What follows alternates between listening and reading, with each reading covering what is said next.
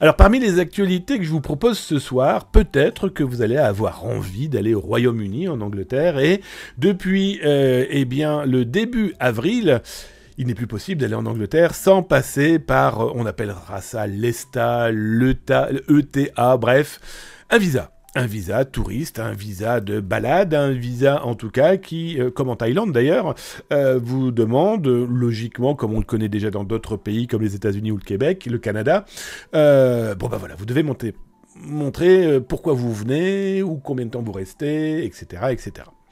Je vous mets le lien là sur Twitch maintenant, vous l'aurez sur YouTube bien sûr dans le descriptif là en dessous, et c'est quoi l'histoire? Eh bien on a repéré déjà, pourquoi les pirates perdraient du temps? Eh bien on a repéré que ces nouvelles règles d'entrée au Royaume-Uni eh bien, sont devenues clairement aussi des portes d'entrée aux malveillants, aux escrocs, aux pirates. Et ce qui est complètement fou dans ce qu'on a pu repérer nous de notre côté, c'est beaucoup de jeunes qui se font piéger parce que c'est la précipitation, parce qu'on ne prête pas obligatoirement attention, et soit vous tombez sur un site qui est clairement une arnaque. La problématique, c'est que vous fournissez l'intégralité de vos données personnelles, de vos photos, de vos pièces d'identité, en plus de l'argent, hein, très clairement.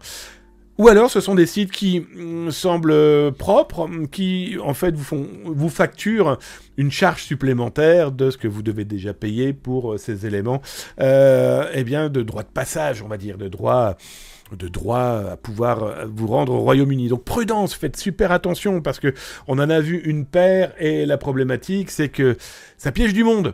Ça piège clairement du monde, donc je le rappelle, il existe des sites officiels, d'ailleurs je vous ai mis les URL dans l'article, n'hésitez pas à les partager autour de vous, bien faire comprendre que ne vous faites pas avoir, parce que je vous le dis, au mieux, façon de parler, vous perdez un peu d'argent que vous n'avez pas obligatoirement à dépenser pour ce genre de choses par des sites internet qui vous vendent une prestation administrative supplémentaire. Au pire, c'est le vol de vos données, de votre photo, de votre vie numérique et administrative, parce que vous avez fourni vos pièces d'identité, votre passeport, et très certainement aussi vos données bancaires. Donc par pitié, faites super gaffe, parce que les pirates, ils perdent pas de temps.